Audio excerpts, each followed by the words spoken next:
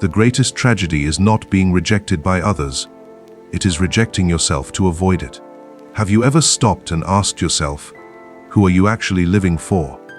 Why do you say yes when you want to say no? Why do you feel guilty for choosing yourself? And why, even after doing everything right for everyone else, do you still feel empty?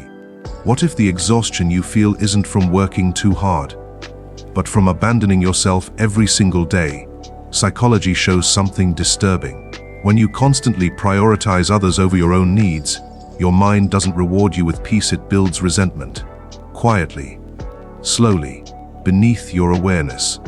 Carl Jung believed that the parts of yourself you ignore don't disappear. They go into the shadow. And what happens when your real desires, anger, boundaries, and truth are pushed into that shadow? They don't die. They come back as anxiety, as overthinking, as people-pleasing, as a strange feeling that you don't even know who you are anymore.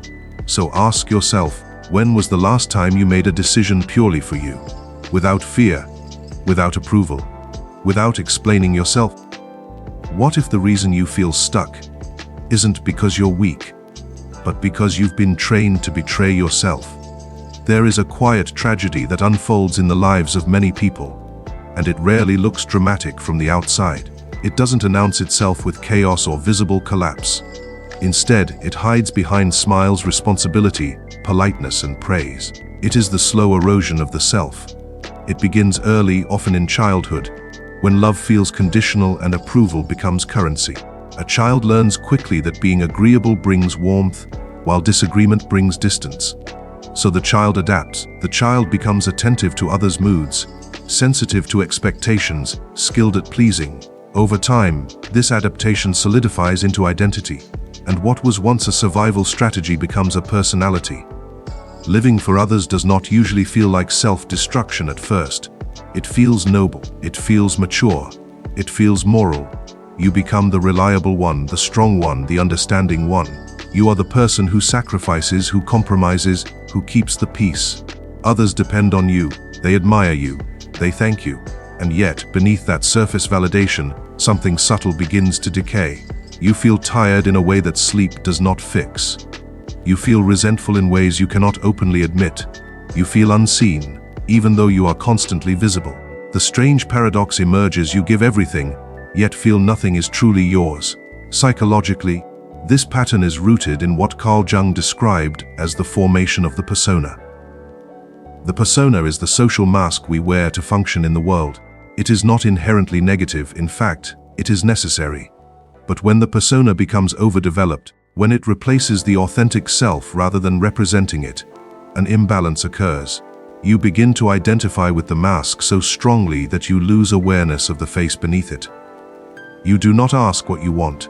You ask what will be accepted. You do not ask what you believe. You ask what will avoid conflict. Over time, the gap between who you are and who you perform becomes so wide that you can no longer distinguish between the two. The cost of this split is profound. When your genuine impulses are consistently suppressed, they do not disappear. They retreat into the unconscious. Jung referred to this as the shadow, the collection of disowned aspects of the self. Anger, ambition, selfishness, desire, assertiveness, all the traits that once threatened your belonging are pushed into the dark. But the shadow does not stay quiet. It manifests indirectly.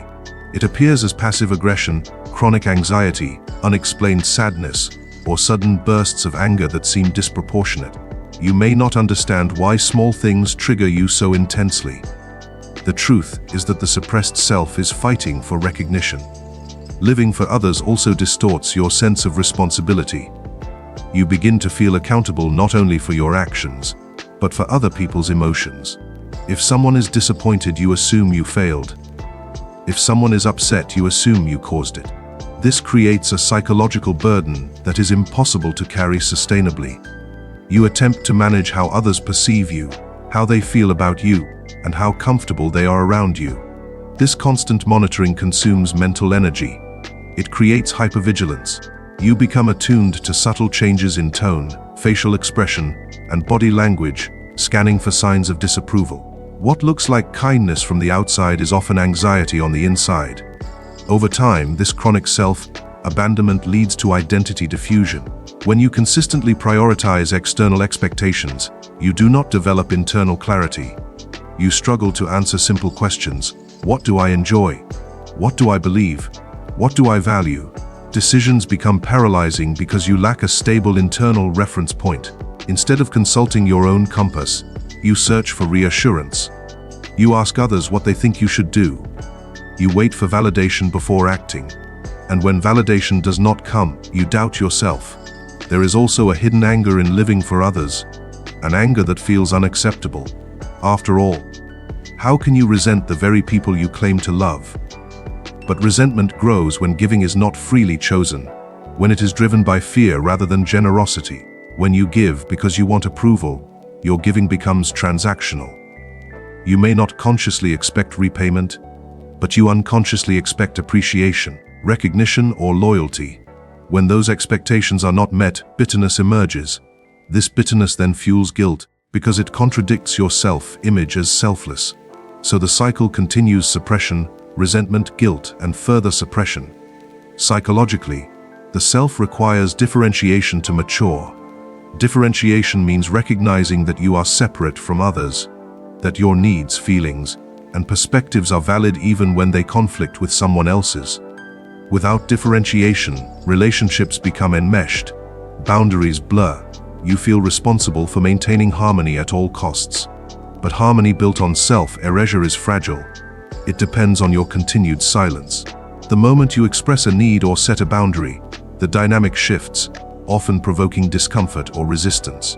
This reaction reinforces your fear that authenticity leads to rejection. What makes this pattern particularly destructive is that it is socially rewarded. Society often praises self-sacrifice. It glorifies the individual who puts everyone else first. Especially in certain cultures or family systems, asserting personal needs is labeled selfish. As a result, you may internalize the belief that choosing yourself is morally wrong. This belief becomes a psychological prison. You equate self-care with betrayal. You equate boundaries with cruelty. And so you continue to live in a way that gradually disconnects you from your own vitality. Eventually, the body begins to speak what the mind refuses to acknowledge. Chronic stress manifests physically. Headaches, digestive issues, fatigue, insomnia. The nervous system, constantly activated by people, pleasing and emotional monitoring, struggles to relax. You may feel wired and tired simultaneously. Even moments of rest are filled with rumination about whether you disappointed someone or whether you could have done more. This is not peace. It is survival disguised as virtue. The tragedy is not that you care about others. Caring is not the problem. The problem is the absence of reciprocity with yourself. When your own inner world is neglected long enough, you lose access to spontaneity and joy. You become functional but not alive, efficient but not fulfilled, present but not authentic, and slowly, almost imperceptibly, you begin to feel like a stranger in your own life. To understand why living for others becomes so deeply rooted, you have to return to the beginning, to the psychological environment where your identity first formed. No one is born believing their needs are less important. That belief is learned. It is shaped slowly through repeated emotional experiences that teach a child what is required to stay connected. If love felt unpredictable, you adapted. If approval came only when you performed well, behaved properly, or avoided conflict, you adapted. If expressing anger created distance, or expressing sadness created inconvenience, you adapted. Adaptation is intelligent. It protects attachment. But what protects you at 7 years old can imprison you at 30. Many people who live for others carry an unconscious fear of abandonment. This fear does not always appear dramatic. It may not look like panic or desperation. Instead, it appears as hyper-responsibility. You become the emotional stabilizer in relationships. You anticipate problems before they surface. You smooth tension before it escalates. You take blame quickly because conflict feels more threatening than injustice. At the core of this pattern is a simple belief: if I disappoint people. Psychologically, this belief fuses love with performance. Your worth becomes conditional. And when worth feels conditional, authenticity becomes dangerous. You do not reveal your full self because parts of you might not be approved of. Instead, you curate yourself. You edit your reactions. You measure your words. You soften your opinions. You become what the moment requires. The problem is that suppression creates internal fragmentation. One part of you continues performing, smiling, agreeing, supporting. Another part observes silently, aware that something is missing. That missing element is agency. Agency is the feeling that your life belongs to you. Without it, even success feels hollow because it was achieved according to someone else's script. Over time, the fear of abandonment shifts into a fear of conflict. Conflict becomes equated with rejection, so you avoid it at all costs. But avoiding conflict does not eliminate tension, it internalizes it. You swallow words you needed to say. You tolerate behaviors that cross your boundaries. You compromise on values that once felt non-negotiable. Each compromise appears small in isolation, but cumulatively they alter your sense of self. This is where the shadow becomes more active. The anger you suppress does not dissolve. It waits.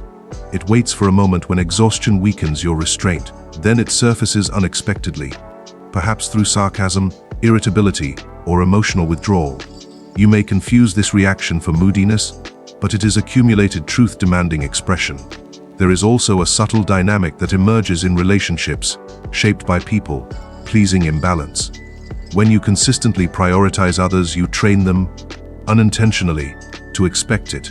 Human beings adapt to patterns quickly. If you rarely assert yourself, others stop considering your preferences. Not necessarily because they are malicious, but because the system has conditioned them to see you as endlessly accommodating. And when you finally attempt to change that pattern, resistance appears. This resistance feels like proof that asserting yourself is wrong. In reality, it is simply the discomfort of a shifting dynamic. Individuation, in Jungian psychology, requires tension. It requires the courage to withstand temporary disapproval in order to build internal solidity. But for someone who has equated harmony with safety, this tension feels threatening. You may interpret someone's disappointment as a catastrophe rather than a normal part of differentiation. So you retreat. You apologize for boundaries. You minimize your needs. You return to familiarity, even if familiarity is suffocating. Living for others also distorts your relationship with desire. Desire becomes muted. When you are constantly scanning for what others expect, you stop scanning internally for what excites or energizes you.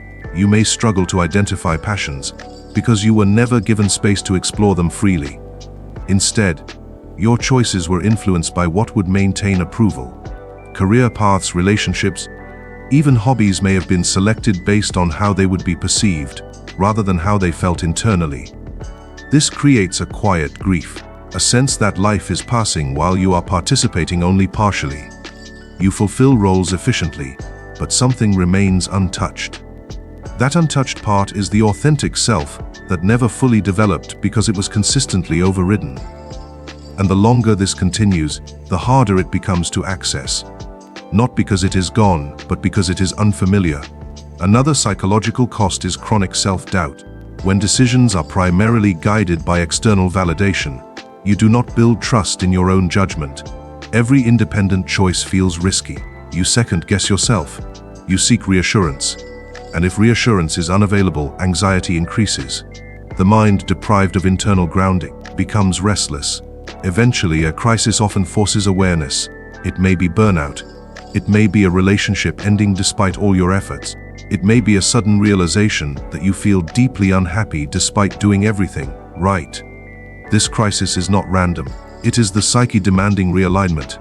The self can only be neglected for so long before symptoms intensify. At this stage, many people face a difficult realization: living for others did not protect them from pain.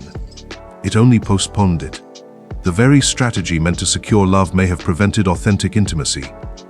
Because intimacy requires honesty, and honesty requires the risk of being seen fully, including the parts that might disagree, assert, or disappoint. Reclaiming yourself begins not with rebellion, but with awareness. Awareness that your fear of conflict may be rooted in childhood conditioning. Awareness that guilt does not always indicate wrongdoing. Sometimes it indicates growth. Awareness that discomfort does not mean danger. It may mean transformation. The process is gradual. It involves noticing small moments where you automatically defer. It involves pausing before saying yes. It involves asking yourself simple but powerful questions. What do I actually think? What do I actually want? What am I afraid will happen if I express it? These questions reopen communication with the parts of you that have been silent. Living for others feels safe because it is familiar, but familiarity is not the same as health. True psychological stability comes from integration, when your persona aligns with your authentic self rather than replacing it. This alignment requires courage. It requires tolerating moments where others may not fully understand you. It requires trusting that connection built on authenticity is stronger than connection built on performance. And perhaps the most unsettling realization of all is this: the people who truly value you do not need you to erase yourself to remain close. If your presence in someone's life depends entirely on your compliance, then what they are attached to is not you. It is the role you play. The journey back to yourself is not loud. It does not begin with dramatic declarations. It begins internally, with the decision to stop abandoning your own experience. It begins with acknowledging that your needs are not obstacles to love. They are part of who you are. And until they are recognized, the quiet destruction will continue. There is a moment that feels almost unbearable when you first begin to change. It is not dramatic from the outside. No one may even notice it immediately. But internally, it feels like stepping into unknown territory without armor. This moment arrives the first time you say no without over-explaining. The first time you allow someone to be disappointed. The first time you choose yourself and do not rush to justify it. And what follows is often guilt. The guilt can feel overwhelming, almost physical. Your mind races with questions. Was I too harsh? Did I hurt them? Am I becoming selfish? This reaction is not evidence that you did something wrong. It is psychological withdrawal. When you have spent years regulating yourself around others' expectations, asserting your needs disrupts an old survival system. Your nervous system interprets this disruption as danger. For most of your life, harmony equaled safety. Approval equaled belonging. So when someone reacts negatively to your boundary, even mildly, your body may respond as if rejection is imminent. Your heart rate increases. Your thoughts spiral. You may feel compelled to retract your words just to restore comfort. But this discomfort is not a sign to retreat. It is a sign that a new identity is forming. People will often react when you begin to change, not necessarily because they wish you harm, but because your change forces them to adjust. If someone has grown accustomed to your constant availability, your new boundaries may feel like loss to them. If someone relied on your silence to avoid accountability, your honesty may feel confrontational. Their discomfort does not automatically mean you are wrong. It may simply mean the dynamic is no longer unbalanced in their favor. This stage is psychologically fragile. You may oscillate between empowerment and doubt. One day you feel clear and grounded. The next day you question everything. This instability is part of differentiation. You are separating your internal compass from external validation. And like any separation, it involves friction. There is also grief in this process. Grief for the years spent disconnected from yourself. Grief for relationships that may shift or even end when you stop over-functioning within them. Grief for the identity you built around being the strong one or the reliable one. Letting go of that identity can feel disorienting because it provided structure. Even if it was restrictive, it was familiar. But beneath the grief is something quieter and more powerful: clarity. As you practice small acts of self-loyalty, you begin to notice a difference. Decisions feel cleaner, your energy is less scattered, conversations feel more real. You no longer rehearse every sentence in your mind before speaking. You begin to trust that disagreement will not annihilate connection. And when conflict does arise, you discover something surprising. You can survive it. This survival builds internal authority. Internal authority is the ability to validate your own experience without requiring consensus. It does not mean you stop caring about others. It means you stop abandoning yourself in order to keep them comfortable. It means your compassion includes you. Jung described individuation as the process of becoming whole. Wholeness does not mean perfection. It means integration. It means the parts of you that were once exiled, your anger, your ambition, your boundaries, your preferences, are brought back into consciousness. When these parts are integrated, they no longer erupt destructively. They become constructive forces. Anger becomes clarity. Ambition becomes direction. Boundaries become protection. The paradox is that relationships often improve when you stop living entirely for others. Authenticity invites authenticity. When you show up honestly, you give others permission to do the same. Superficial harmony may decrease, but genuine intimacy increases. Conversations become less about performance and more about truth. However, not every relationship will survive your transformation. Some connections were built on imbalance. When the imbalance disappears, the bond weakens. This can feel painful, even unfair, but it reveals an important reality. If someone can only remain close to you when you are self-sacrificing, they were never truly connected to your full self. There is also a shift in how you experience solitude. Previously, being alone may have felt uncomfortable because your identity depended on serving or supporting others. Without that role, you felt undefined. But as you reconnect with yourself, solitude becomes restorative rather than threatening.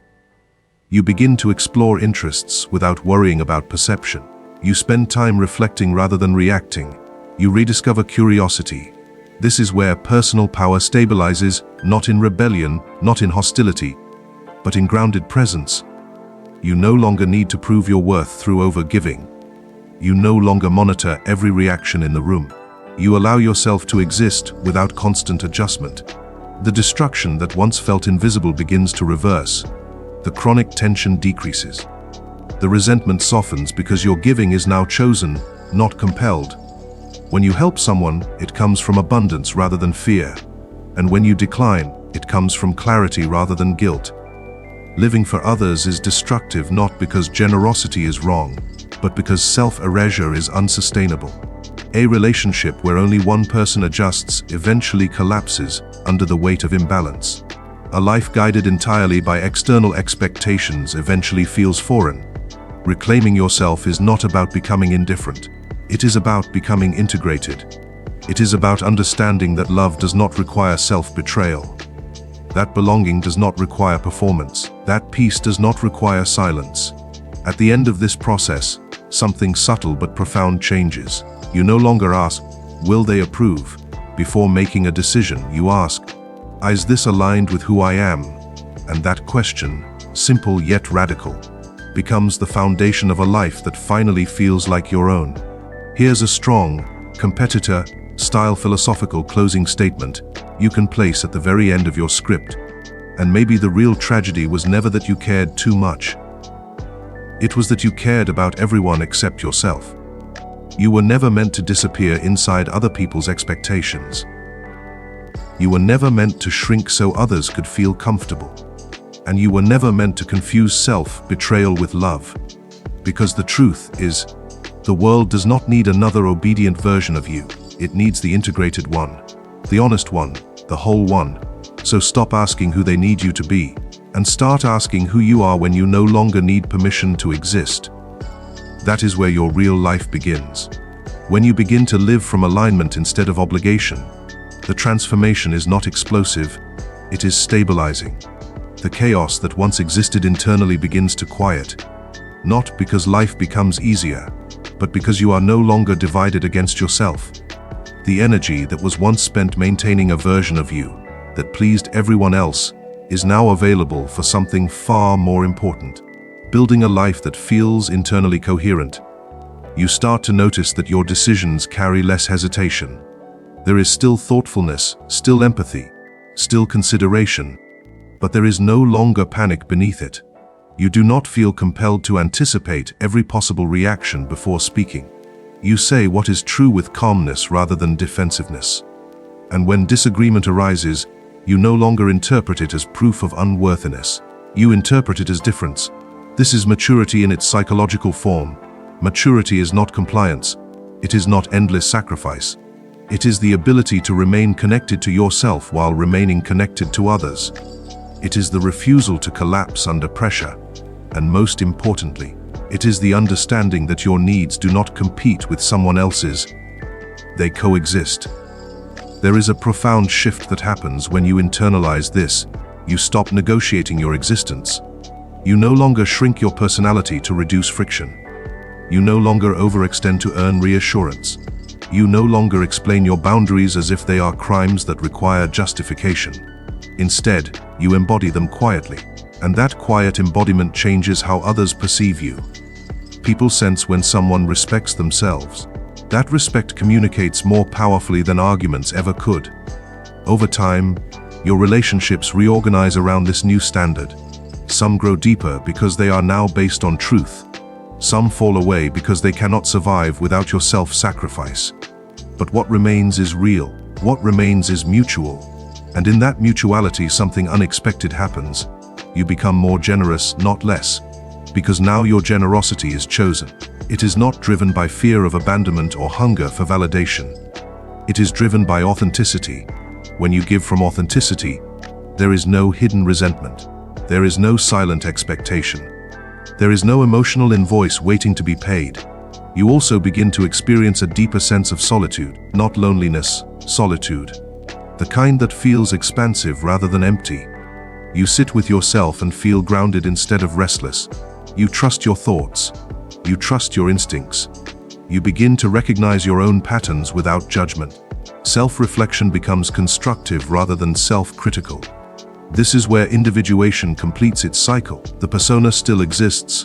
You still function socially, still fulfill roles, but it no longer replaces your core. The shadow is no longer exiled, it is integrated. Your anger informs your boundaries. Your desires inform your direction.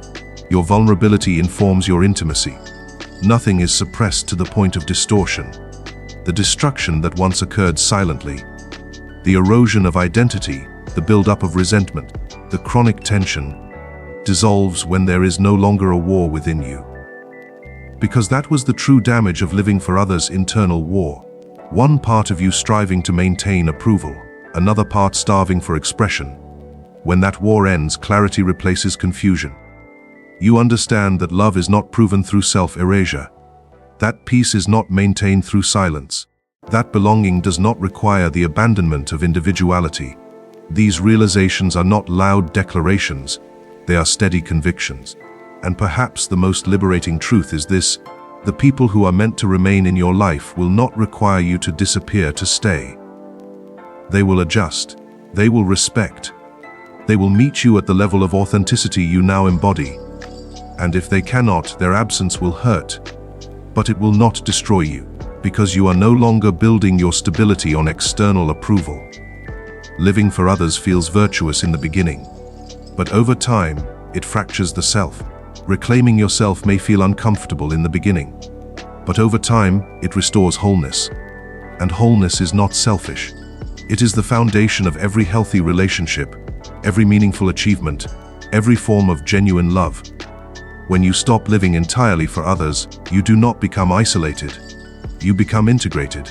And an integrated person does not need to chase acceptance. They embody it, first within themselves.